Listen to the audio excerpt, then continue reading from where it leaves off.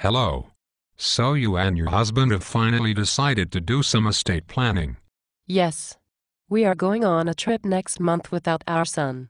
We need to designate a guardian for him in case our plane crashes or we are captured by Somali pirates. Perfect. I can help you. Have you discussed including a trust in your estate plan for your son?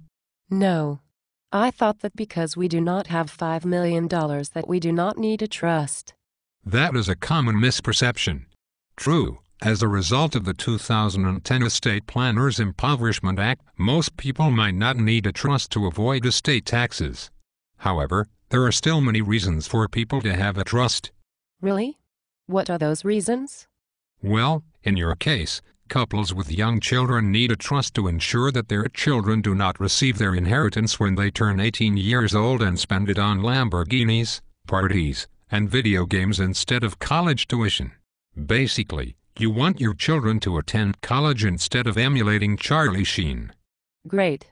I do not want my son playing Halo 21 or Call of Duty: The Chinese Menace instead of going to college. How will a trust help me make sure that he does not do that?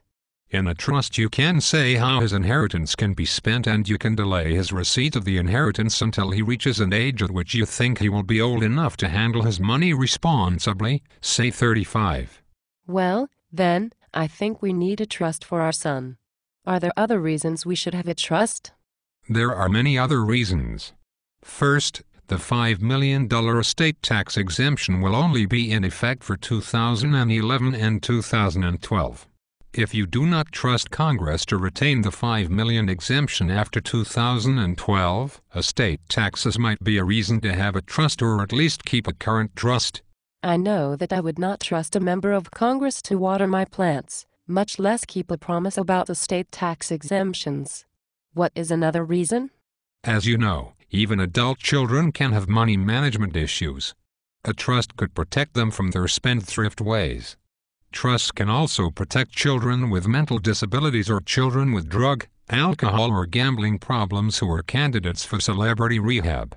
I certainly hope that my son does not have those problems in the future, but you never know. Do you mind if I change topics and ask you about the situation for my father?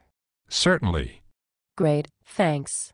My mother died last year and my father, who is a well-off Procter & Gamble retiree, is getting remarried this year to a younger woman. Picture Anna Nicole Smith at 50. My brother and I are concerned that his new wife will inherit all of his money when he dies. What can we do to prevent this from happening? Well, the first two words per Kramer on Seinfeld are prenup.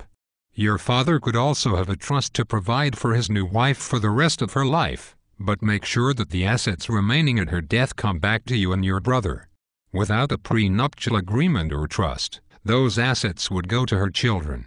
Your mother would spin in her grave if those assets left your family. Wow. It sure sounds like Dad needs a trust.